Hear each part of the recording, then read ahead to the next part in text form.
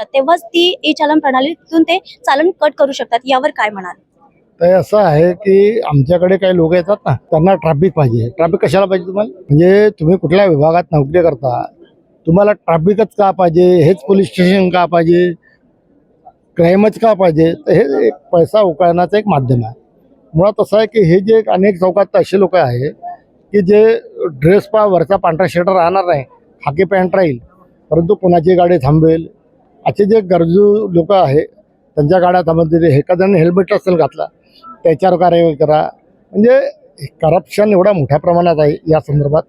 विशेषतः गृह विभाग याच्याकडे लक्ष, मग CP साहेबांना मला एवढंच म्हणायचं आहे, या संदर्भात पारदर्शी प्रामाणिक असलेले अधिकारी याच्यात जर नेमले तर सगळी व्यवस्था व्यवस्थित होते. आणि त्याच्यामुळं कसं आहे, CP कुठे कुठे लक्ष देणार हा विषय आहे. मला असं वाटतं त्यांनी ठरवून घ्यावं. त्यांचे ॲडिशनल CP आहे, बाकी जर कुठल्या कुणाकडे प्रॉपर जबाबदारी दिली, एखाद्या ट्रॅफिकच्या बाबतीत दिली, एखाद्या क्राईमच्या बाबतीत दिली, ते हे सगळे विषय या गोष्टीमुळे मला असं वाटतं सिस्टीम जी आहे ना, सिस्टीम प्रॉपर लावली ना, त्या गोष्टी घडणार नाही. आता तुम्ही कुणाला थांबवाल, कुणापासून पैसे मागवाल? आजकाल तर ते एवढे भारी झाले हे लोक, पैसे काय घेत नाही तुमच्यापासून. ते काय म्हणते ते फोनपे करा, म्हणजे मी फसलो नाही पाहिजे. हा धंदा जर होत असेल तर काय उपयोग आहे? आणि सर, आपण पुष्कळ ठिकाणी बघतो सुद्धा की जिथे ट्रॅफिक पोलीस यांची नीड असते, गरज असते, ते तिथे भलत्याच ठिकाणी आपल्याला ते बघायला मिळतात. पैसे खाण्याच्या जागेवर ते तुम्हाला भेटतील, बरोबर गाड्या ट्रॅप करतील, त्यांना पकडतील, त्यांच्यापासून वसुलीबाजी करतील. हा धंदा होऊन गेला आहे. तर सर, त्यामुळेच आता आपण बघतोय ना की कित्येक ठिकाणी ट्रिपल सीट जातात. खूप असे रूल्स आहेत जे ते लोक तोडत आहेत. मग यावर असं वाटतंय का की आता याचा तोडगा निघेल? ताई, मला असं वाटतं याच्यानंतर कुठलाही पोलीस असेल ज्यांनी पैशाची डिमांड केली किंवा मागणी केली, असं वाटतं त्यांनी तिथेच ओरडून तिथंच बोललं 50 लोकांना गोळा करावं आणि त्याची व्यवस्था करावी, म्हणजे हा सगळा विषयच बंद होईल. सर, एक वक्तव्य पुन्हा केलं होतं देवेंद्र फडणवीस यांनी की आपण बॉडी कॅमेरा हे सुरू करूया इथे, त्यांनी बोलले त्या दिवशी. तर ते असं वाटते का की ते बॉडी कॅमेरा आपण इथे लावला त्यानंतर हे जे होत आहेत, कारण की जेव्हा चालन कट होतात तेव्हा अरेरारीची भाषा ही वापरली जाते, तर त्या बॉडी कॅमेऱ्याने त्या गोष्टी मॅनेज होतील असं फडणवीस यांचं म्हणणं आहे. त्यावर तुम्हाला काय वाटतं? काही लेवलवर होईल, इथे त्याचा फायदा होईल, पण काही ते एवढे निगरगट्ट लोक आहे का, म्हणजे ते काय करतील याचा भरोसा नाही. त्याच्यामुळं कमीत कमी त्यांना एक हे तर राहील, धाक राहील. बॉडी कॅमेरा लावल्यामुळं उद्या मी काय बोललो काय नाही हे वरिष्ठांकडे जाईल, त्याचा फायदा होईल. असं नाही का फायदा होणार नाही, परंतु मला असं वाटतं की आपण बी अवेअरनेस आपलं बी राहिलं पाहिजे. जर एखाद्याने थांबवलं आणि त्याने पैशाची डिमांड केली तर आपण जोरात जर ओरडून बोललो तर निश्चितच दुसऱ्या दिवशी तो तिथे त्याच्यावरच दिसणार नाही जागेवर. याची आपण काळजी घ्यायला पाहिजे. सर, माझा हा दुसरा प्रश्न आहे की नागपूरमध्ये आपण बघतोय की दिवसेंदिवस क्राईम वाढत आहे आणि सुपारी जी त्याचा अवैध जो कारोबार आहे वाडी वर्धामना, आता मागील 2 महिन्यापासून कन्सिस्टन्सी आपण त्या गोष्टी बघतो आहे. या सर्वांवर काय बोलाल?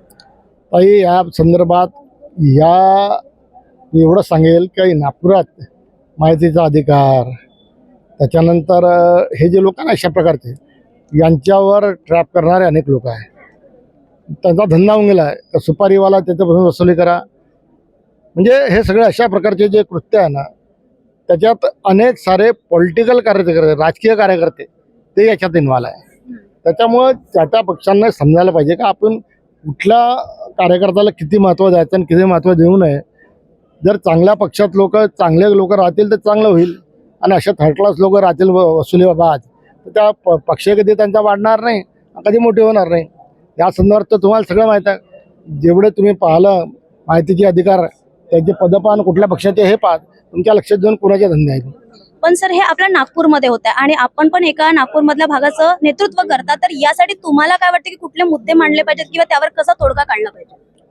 सुपारीबाजांवर, सुपारीच्या संदर्भात जे लोक आहे, मी सांगितलं जे राजकीय कार्यकर्ते आहे, त्यांचा धंदा आहे माहितीचा अधिकार, त्यांना ट्रॅप करणं, त्यांच्याकडून वसुलीबाजी करणं हा धंदा होऊन गेला. तर पोलिसांनी त्यांच्यावर ट्रॅप लावायला पाहिजे.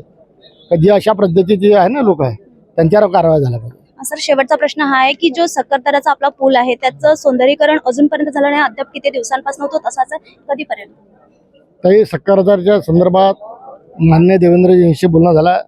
सक्करदरा तळाच्या एकदम मध्यभागी छत्रपती शिवरायांचे स्टॅच्यू ते पूर्ण सौंदर्यीकरण याचा प्रस्ताव गेलेला आहे, त्याच्यावर लवकरच होईल. आणि हे सगळे ह्या 2 वर्षात तो स्टॅच्यू छत्रपती संभाजी महाराजांचं इंडोर स्टेडियम ह्या दोन्ही गोष्टी या 2-3 वर्षात कम्प्लीट होतील. सर, हिवाळी अधिवेशनामध्ये पुष्कळ असे मुद्दे समोर आलेले आहेत. वाटते का आज आपण 6व्या दिवसावर आहोत आणि कित्येक लोक मोर्चा थ्रू धडक घेऊन सुद्धा आलेले आहेत, असं वाटतं का की कुठेतरी या लोकांना आश्वासनच मिळत होतं, यावेळेस काहीतरी त्यावर निघेल? अहो ताई, असं आहे का आता आजकाल कसं आहे, काही झालं तर मोर्चेच काढायचं. मुंबईतला तुम्हाला स्टेशनमध्ये एवढे मोर्चे दिसते का? नागपुरात अच्छा तुमचे तिकडनं लोक आता इकडे येतात मोर्चा करतात.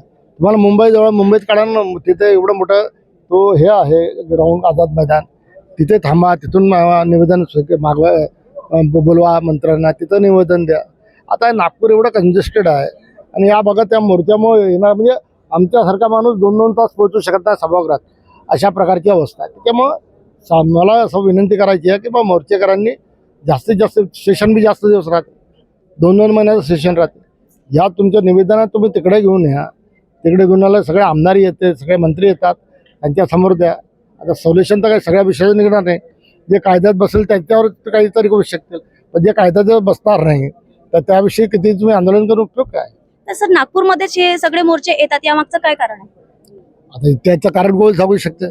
नागपूर त्यांना जवळ वाटते, नागपुरात थंडी आहे, तिकडे गेलं गरमी राहते.